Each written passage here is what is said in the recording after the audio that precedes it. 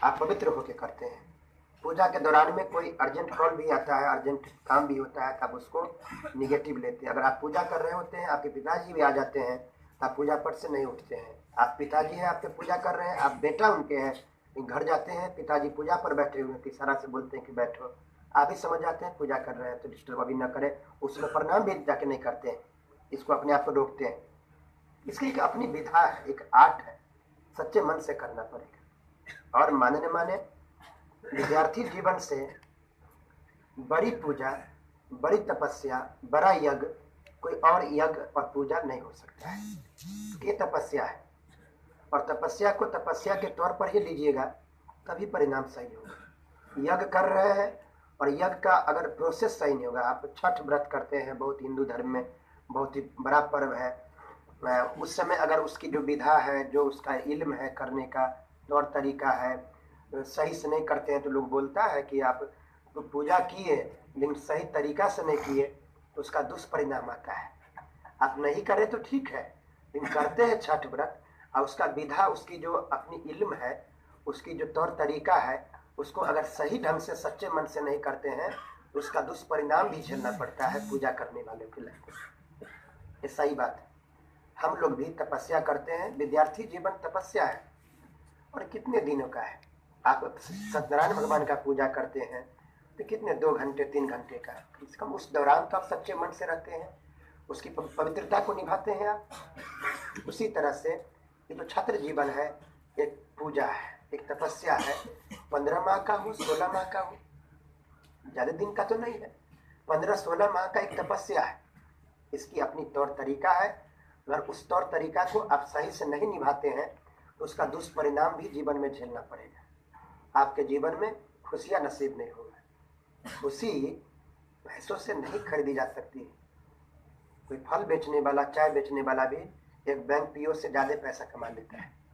इसका ये मतलब नहीं है बैंक पीओ से अच्छा हो गया। ये जीवन बहुत ही बड़ा उपकार है ईश्वर का कि मनुष्य जीवन में है। इससे बड़ा कोई जीवन हो नहीं सकता है। खैर वो तो अलग बात है, वो तो हाइपोथेटिक है, काल्पनिक चीज है, लेकिन जो वास्तविक चीज है हम लोगों के ये हाथ में है। जो हमारे बस में नहीं है उसके बारे में हमेशा सोचना ये हाइपोथेटिक है। काल्पनिक बातें में, कल्पना के जीवन में हमेशा जीना ये कायरों का काम है, जो हमेशा सोचते ये हो जाएगा, वो हो जाएगा, ऐसे कर लेंगे। ये सब कायरों का काम है। जो योद्धा होते हैं वो वास्तविकता से रूबरू होते हैं, कठिनाई से, चुनौती को सामना करते हैं। यानी मेरे कहने का साफ मतलब है, लड़की हो या लड़का हो, दोनों के लिए मेरा मैसेज एक ठोस मैसेज है। आने वाले वर्ष में बहुत वैकेंसी जाएगा, और मेरा उसके संदर्भ में मेरी संदेश है कि अपोजिट जेंडर के प्रति आकर्षण प्राकृतिक और नैसर्गिक है। इस बात को मैं मानता हूं क्योंकि प्राकृतिक है, हम सभी मानते हैं। और जिस उम्र के दहलीज पर आप खड़ा है, ये 16 से भरा हुआ है। उस 16 का प्रयोग सही दिशा में हो तो आपके ही जीवन नहीं, आपसे जुड़े हुए सभी व्यक्ति, आपके पूरे परिवार को एक बहुत रोशनी दे सकता है। इस 16 में इतनी ताकत है। और सही से प्रयोग नहीं हो इस चीज का तो पूरे जीवन को बर्बाद भी कर सकता है, 16 आपको जला भी सकता है।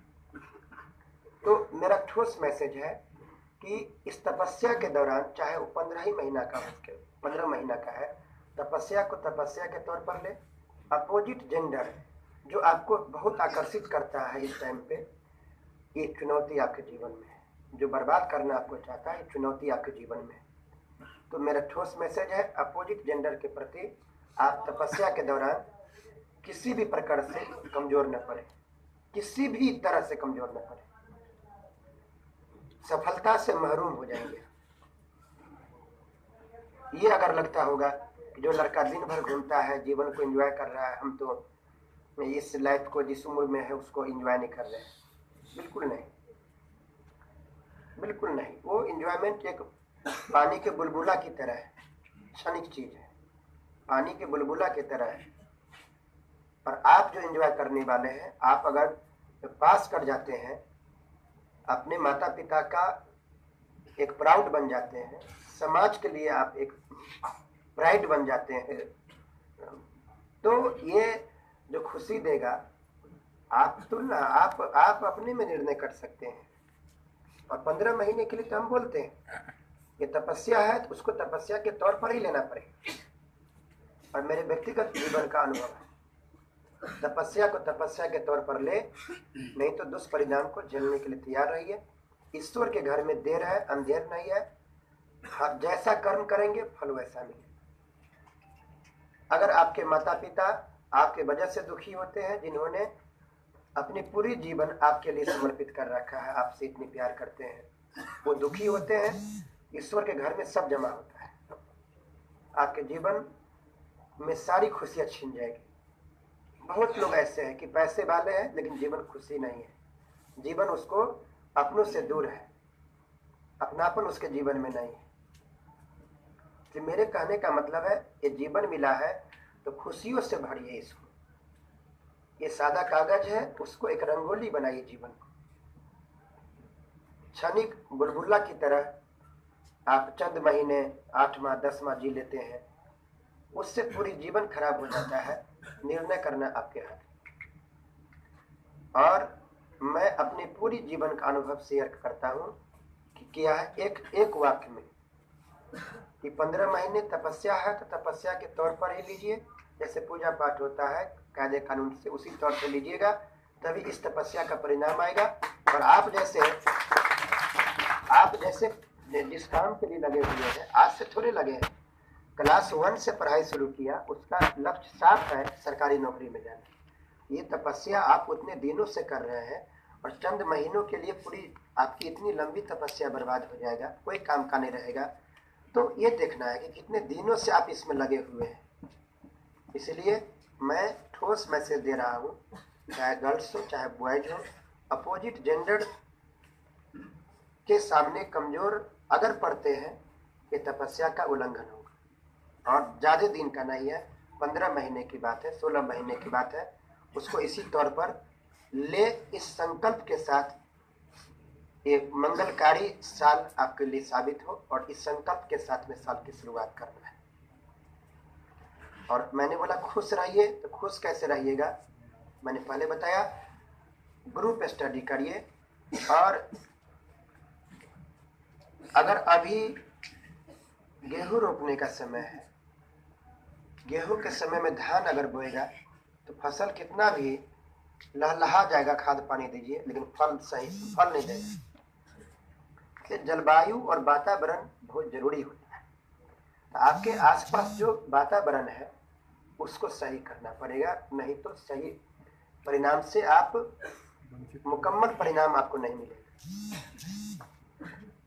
गलत जो दोस्त है, जो कम पढ़ने वाला है, तो दोस्त थोड़े कोई होता है, माता पिता से कोई बड़ा दोस्त थोड़ा ही आपके जीवन में होगा।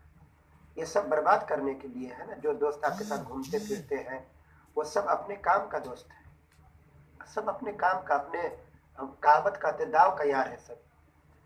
आप जाना छोड़ दीजिए, इतना अच्छा बिहेव किए हैं, एक दिन उसको गाली पढ़ दीजिए, पूरे दोस्ती टूट जाएगी। माता पिता को आप गाली भी पढ़ देंगे, आपको प्यार करेंगे।